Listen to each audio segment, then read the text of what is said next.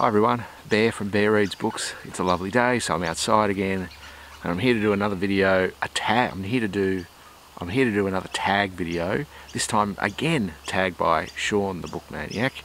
Thank you, Sean. And it's the Boujee booktuber tag. And in Australia, when I'm not familiar with that word Boujee, I'm not entirely sure what it is. All the questions seem to be about finances and how much I pay for books and whether that's a reasonable amount. So I'm not sure whether it has something to do with that. I'll have to look it up. The Boujee booktuber tag, and tagged by Sean the book maniac. And thank you very much again, Sean. So let's jump straight to it. Question 1. What is my average monthly budget for books? I don't have one. I don't have a budget. I buy books that I like, and I do try not to go overboard with my purchases. I get in a little bit of trouble for spending too much money on books. My daughter is a big reader as well, so I'm constantly buying books for her. My wife is a big reader, so I'm constantly buying. So all three of us are constantly buying books. My son, not a reader at all, so 3 out of 4 is not bad. 3 of us are constantly buying books. Me, I'm probably the worst of the 3, but still no budget. What's the most I've ever spent in a bookstore? Question 2. Probably a couple of $100. Probably almost certainly would have included some books for other people, and probably would have been partially paid for with a gift card that someone had given me. I tend to buy my books piecemeal, 1, 2 or 3 pieces at a time, and if I do get a book voucher or a gift card, then might buy 5 or 6 or 7 at a time, up to the value of a couple of $100. But usually I would supplement that with some other method. Am I willing to pay full price for a new release, or will I wait until I have a coupon or there's a sale? There's a few options here. I generally go to the bookstore looking for a particular book, but I also go to the bookstore just looking around, and that's the most dangerous type of book shopping, where I haven't gone with anything in particular in mind.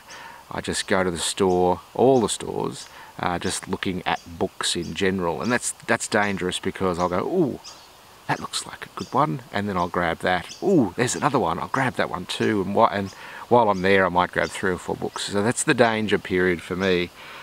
Full price for new releases here in Australia can range from anywhere from $25 to $35. So you do your own currency conversion, but that's a little bit expensive. But we are a smaller marketplace, so they tend to jack the price up a bit. And in the town I'm in, there is 1 independent bookstore. There are 2 large chain bookstores, and there are no second-hand bookstores. There's also those department stores like Target and Kmart that have a book section, and they generally have much cheaper books, but the range is limited to mass market fiction and popular fiction. So if you want the types of books that I'm interested in reading, sometimes I go for mass market popular fiction, but generally not, then I need to go to those big chain stores or 1 independent specialty store. Other than that, I'm stuck going to my capital city, which I think I mentioned before is 2 hours away, where I do have a favourite bookstore, which is an independent, and I have a favourite used bookstore just 2 doors down from the favourite, which is great. So we don't use coupons, or I don't usually wait for a sale. If I want a book, I'll buy a book. If I have the money, I'll buy a book. But it is always a balance between cost and want and need. Well, there is no need, but I think I need it. But it's a balance between cost and want, and I don't usually let price have a place in that, unless I'm purchasing multiple books, and then I'm very aware of the total spend that I might be making. Would you buy 1 book or several less expensive used copies? In my town, only new books, unfortunately. If I do go to my capital city, then used books, absolutely, I'll go to the used bookstore and find them. Because it's so close to the specialty independent bookstore that I do go to, a lot of the people buy books from the independent bookstore and then immediately give them back to the used, sell them back to the used bookstore, and that's perfect for me. So I'll go to the used bookstore and get once read, very high quality used books at about half the price of retail. That's perfect. But I just don't get the opportunity to go to Brisbane as often as I would like. So for me, in the situation I'm in, it's always new books. I do tend to buy more from a physical bookstore than I do from Amazon for my Kindle or for online purchases. I generally leave my online purchases to stuff that I just can't get anywhere else, and Kindle is, I'm not sure how I even make the decision to buy a Kindle over anything else. Kindle is more the stuff that you just can't buy in any bookstore, I guess, for me at the moment. Kindles are local authors, small print run authors that really don't end up in bookstores, those kinds of things. 5, what do you think is a reasonable price for a new hardback, paperback or ebook? I'm not, as I said, I'm not too concerned about price. So the price is whatever the market is willing to pay. I'm one person buying books, and as many books as I buy, I'm not about to influence the market. So really it is as much as the market is willing to set as a price. I recognise that books are expensive in Australia. We're on the other end of the world, and it's a small market for books. So I'm going to pay what I have to pay. That's the only way around it. If I was more organised, as I said, I like physical books. I like to be able to touch them before I buy them rather than to purchase them online. So a reasonable price for hardback is, let's say, $30 for me. I will always look around for alternatives at other stores that might have them on sale. A paperback maybe $25, and for an ebook, again, there's so much variation in what an ebook is depending on the type of book it is. So again, 10 to 15, I suppose. But these are all Australian dollar figures. Again, I need you to do your own currency conversions. Is a signed book worth more to you? How about a first edition? I don't have many signed books. I used to have quite a few signed comic books when I was collecting comics, and I had the artists and the inkers and the writers sign comics, and you could buy those, and they were very expensive to buy. But I haven't taken the same approach with my book collection. I don't have many signed copies of books at all, and I don't have any, as far as I'm aware, first editions. It's not particularly something that's important to me. I'm a reader at heart and not a collector of books. If I was a collector of books, I would have a lot more books than I have now. So I am a reader. Every book I have on my shelf, the idea at some point in the future is to read them, not to keep them on a shelf and look at them or to show other people all the books I have. So with the aim of reading a book possibly more than once. So I am a reader, so first editions and signed copies don't particularly interest me. What is my most valuable book, sentimental or actual value? Again, with comic books, I had some very rare comic books that in excellent and almost mint condition that would have been worth many hundreds or even thousands of dollars. Again, I don't have anything of great value in my book collection. The most sentimental are the ones that people have given me that I have then read and enjoyed. Some people give very thoughtfully when they give a book, and I try to do the same myself rather than just buy anything and give anything. If I'm going to give a book, it will be very thoughtfully given, and the people that do that to me is buy a book for me to read, and they have thought carefully about what I will like about that book.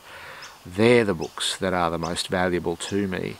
If I had to pick one, it would be right back in university days. A friend gave me a copy of Voltaire's Candide.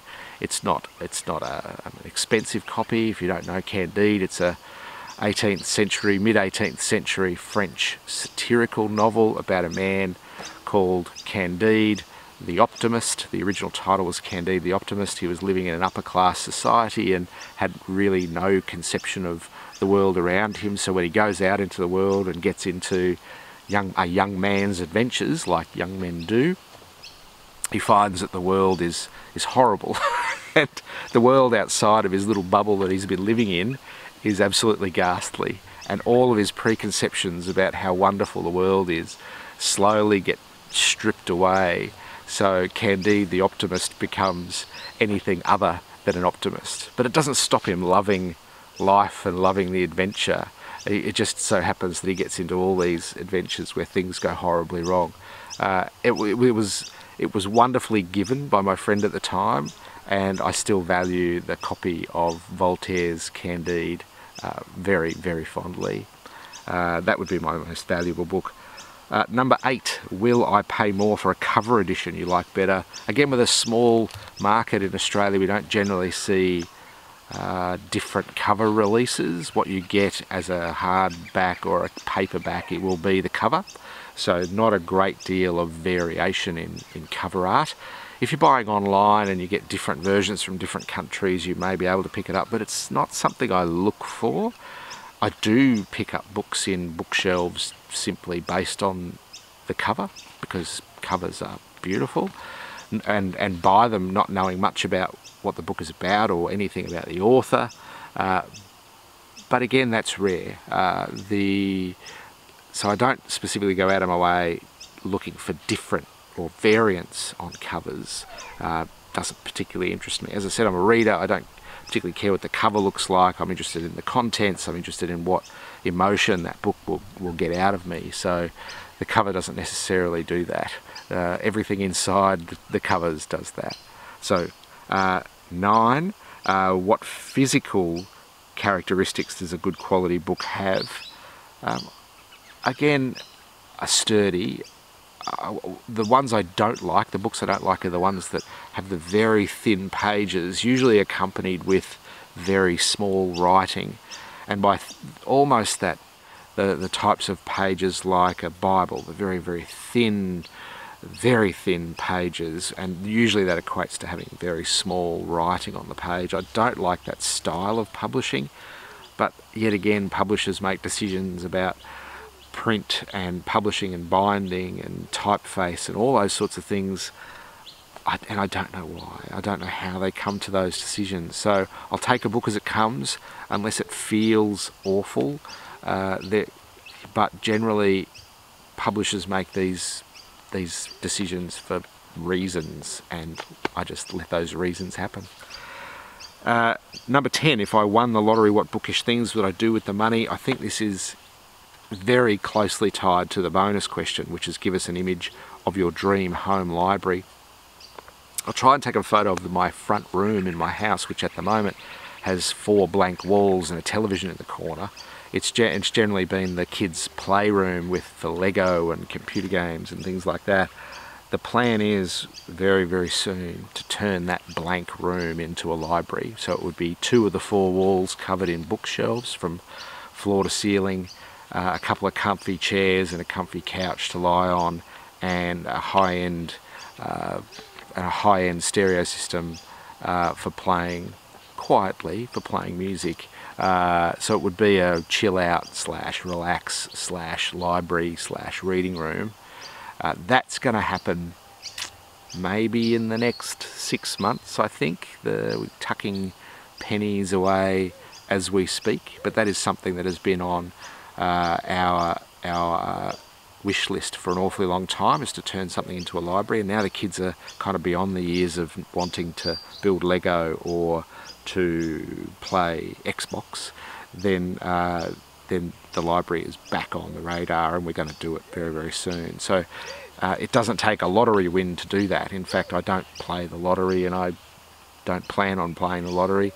And so I think my book buying habits sensible and continued, they're my book buying habits, will continue whether I won the lottery or not. I don't think if I buy more books I would simply have to read more books, and I don't have the time to do that. So I think my money is better spent creating a space where I could read and where my family could read and enjoy books in a quiet place, and in a beautiful place. I want to make it a beautiful room. I'll take some photos so you can see, and then once I get started we'll hopefully have some progress pictures for you all. That covers my 10 questions. That was kind of fun. I wasn't sure talking about the money side of my book obsession would be any fun to anybody other than me, but that was fun. I hope you found it fun too. This Boujee tag's been floating around for a few weeks now. There's been lots of people doing it. It was originally created by Olive at abookolive, and as I said before, I was recommended to do this by Sean from Sean the Book Maniac, so thanks again, Sean. But that's it for me. A sunny spring day here in Australia. I'll see you again soon. Have a wonderful day and enjoy it. Thanks. Bye.